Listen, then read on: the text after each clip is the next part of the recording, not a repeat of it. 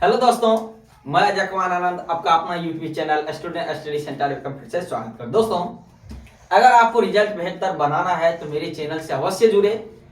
ठीक है दोस्तों हम बने रहेंगे आपके क्लास 10th के लास्ट एग्जाम तक, और एग्जाम में जितने भी सजेशन के रूप में किस तरह से आपको गाइड करने का अवसर मिलेगा हमें, और किस तरह से हम आप लोगों को गाइड कर सकते हैं ताकि आप लोगों का रिजल्ट काफी बेहतर बन सके। दोस्तों क्रमबद्ध तरीके से सभी सब्जेक्ट का जो क्रमबद्ध तरीके से जो वीडियो अपलोड किया जाता है, जितने भी वस्तुनिष्ठ प्रश्न डाला जाता है दोस्तों, वे सभी प्रश्न क्रमबद्ध तरीके से जितने बिहार बोर्ड में पूछे गए प्रश्न हैं उन सभी पे चर्चा किया जाता है दोस्तों। तो आप मेरे वीडियो को स्किप मत कीजिएगा दोस्तों, और वीडियो को लास्ट तक देखिएगा। दोस्तों आज हम क्लास 10th के इकोनॉमिक्स यानी अर्थशास्त्र का प्रथम चैप्टर का समावेश लेके आए हैं, जहां से आपको 3 से 4 या 5 प्रश्न निश्चित रूप से बोर्ड एग्जाम में देखने के लिए मिलेगा। तो चलते हैं दोस्तों वीडियो की ओर। दोस्तों प्रथम क्वेश्चन है कि प्राथमिक क्षेत्र के अंतर्गत किन्हें शामिल किया जाता है। समझते हैं दोस्तों कि प्राथमिक क्षेत्र के अंतर्गत किसे शामिल किया जाता है। पहले समझते हैं प्राथमिक क्षेत्र होता है क्या। दोस्तों प्राथमिक क्षेत्र को कृषि का क्षेत्र कहा जाता है। क्या कहा जाता है, यहीं से क्वेश्चन बनता है कि प्राथमिक क्षेत्र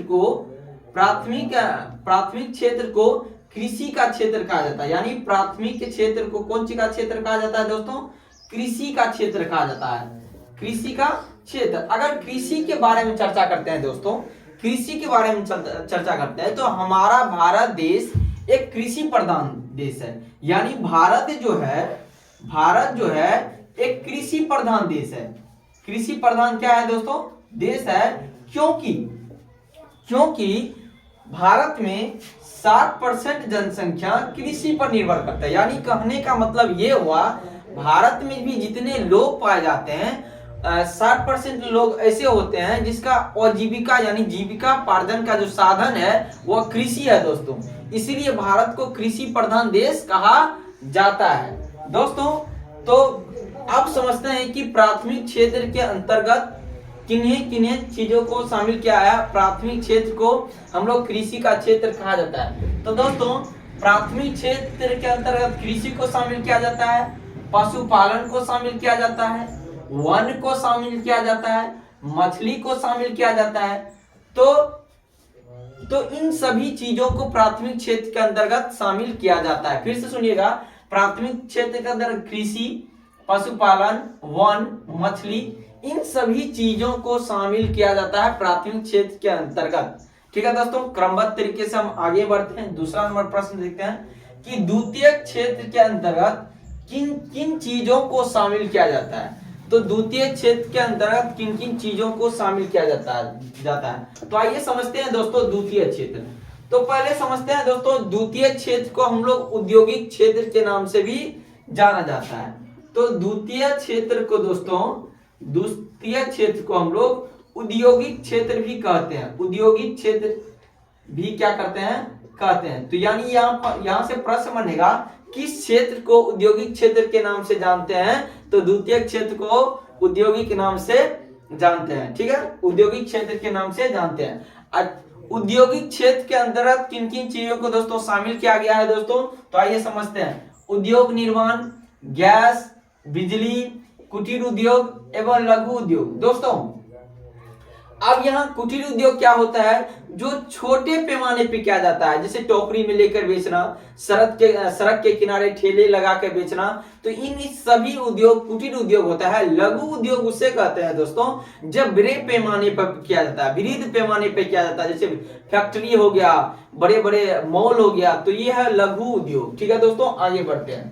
कहता है तृतीय क्षेत्र के अंतर्गत किन्हें शामिल किया जाता है। दोस्तों समझते हैं कि तृतीय क्षेत्र क्या होता है। दोस्तों तृतीय क्षेत्र को सेवा का क्षेत्र कहा जाता है। तृतीय क्षेत्र को सेवा का क्षेत्र कहा जाता है। यानी क्वेश्चन अगर पूछा जाए कि किस क्षेत्र को सेवा का क्षेत्र कहा जाता है, तो तृतीय क्षेत्र को सेवा का क्षेत्र कहा जाता है। कौन क्षेत्र कहा जाता है, तृतीय क्षेत्र को सेवा का क्षेत्र कहा जाता है। और सेवा क्षेत्र के अंतर्गत तृतीय श्रेणी में शामिल क्या है। तो क्वेश्चन पूछा जाता है तृतीय क्षेत्र के अंतर्गत किन किन चीजों को शामिल किया गया है, तो आइए समझते हैं। तो दोस्तों, बैंक हो गया, परिवहन हो गया, संचार हो गया, व्यापार हो गया, इन सभी को कृषि यानी तृतीय क्षेत्र के अंतर्गत शामिल किया गया है। तो बैंक हो गया, परिवहन हो गया, संचार हो गया, व्यापार हो गया, ठीक ना दोस्तों, ठीक है, व्यापार हो गया, ठीक है दोस्तों, इन सभी को तृतीय क्षेत्र के अंतर्गत शामिल किया जाता है।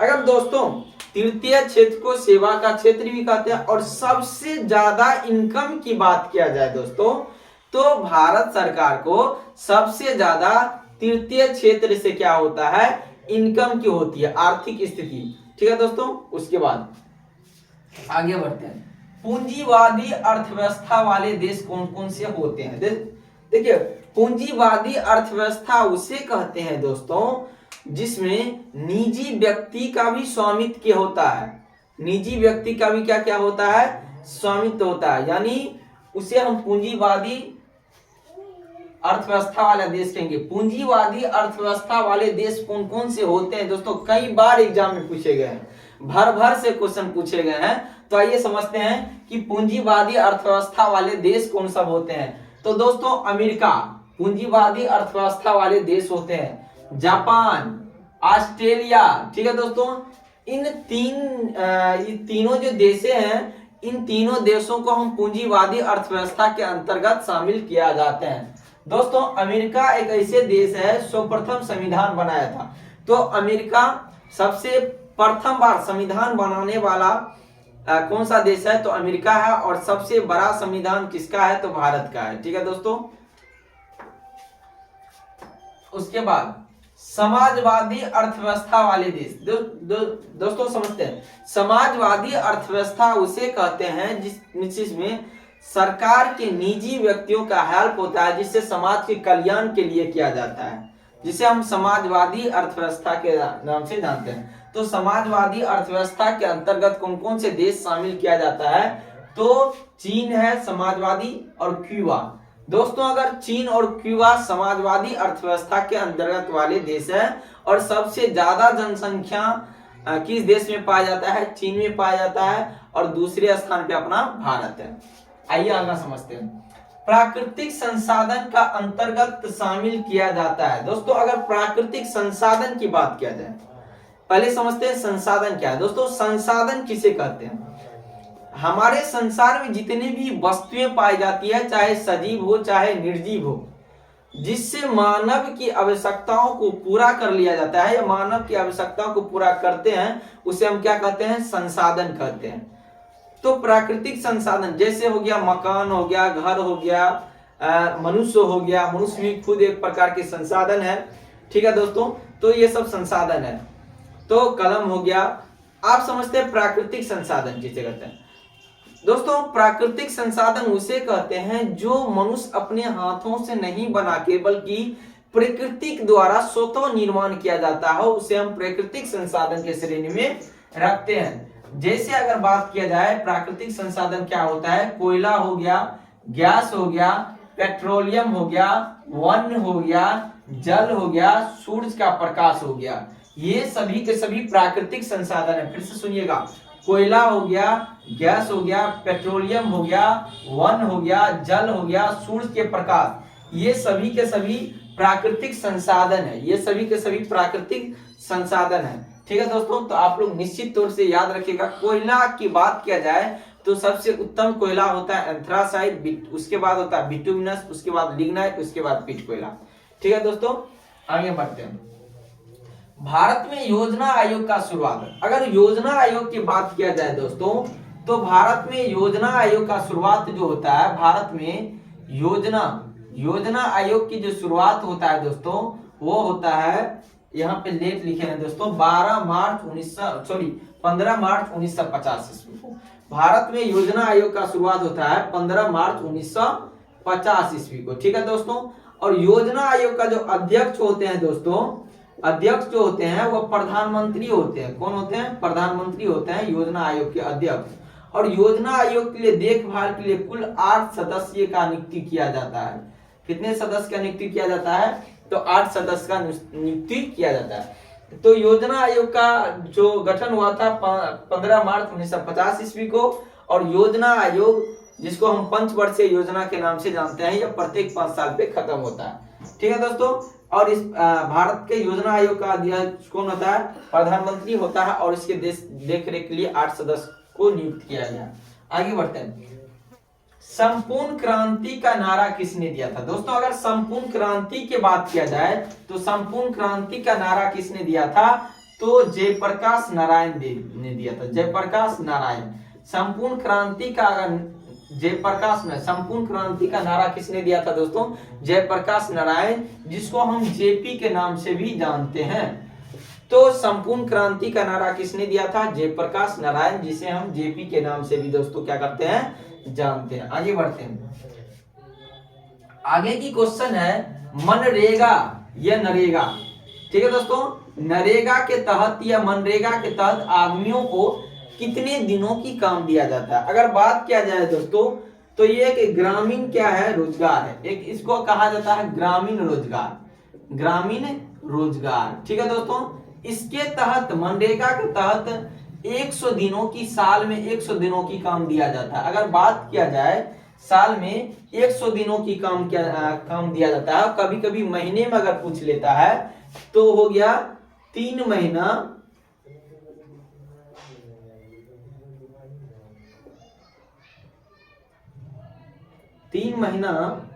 बात किया जाए 3 महीना 10 दिन, 30 या 90, 3 महीना 10 दिन होता है। ठीक है दोस्तों, तो मनरेगा के तहत 100 दिनों की काम दिया जाता है। अगर महीना पूछे तो 3 महीना 10 दिन। क्लियर। आगे की क्वेश्चन है राष्ट्रीय विकास परिषद। राष्ट्रीय विकास परिषद, जिसको हम एनडीसी के नाम से जानते हैं, नेशनल डेवलपमेंट काउंसिलिंग। ठीक ना, राष्ट्रीय विकास परिषद। राष्ट्रीय विकास परिषद, इसका स्थापना जो हुआ था दोस्तों 6 अगस्त 1952 ईस्वी में हुआ था। कब हुआ था? 6 अगस्त 1952 ईस्वी में। तो नेशनल डेवलपमेंट काउंसिलिंग का स्थापना कब हुआ था? 6 अगस्त 1952 ईस्वी को। ठीक है दोस्तों, और इसे भारत का राष्ट्रीय विकास परिषद के नाम से जानते हैं। अगर बिहार की स्थिति के बारे में देखते हैं तो दोस्तों बिहार प्राचीन काल से ही इतिहासकारी गौरवशाली राज रहा है, क्योंकि बिहार में गौतम बुद्ध ने ज्ञान की भाषाएं दी थी, ज्ञान की प्रचलन फैलाई थी, ज्ञान का उपदेश दिया था, और महावीर स्वामी ने शांति का उपदेश दिया था। ठीक है दोस्तों, महावीर स्वामी ने कौन सी का उपदेश दिया था? शांति का उपदेश दिया था। और बिहार में देश रत्न डॉक्टर राजेंद्र प्रसाद की जन्म होती है, और बिहार में कई महान पुरुषों की जन्म होती है, जैसे हो गया अशोक, चंद्रगुप्त मौर्य। ठीक है दोस्तों, चंद्रगुप्त मौर्य हो गया, और डॉक्टर राजेंद्र प्रसाद हो गया, और स्वामी दयानंद सरस्वती हो गया, स्वामी सच्चिदानंद सर।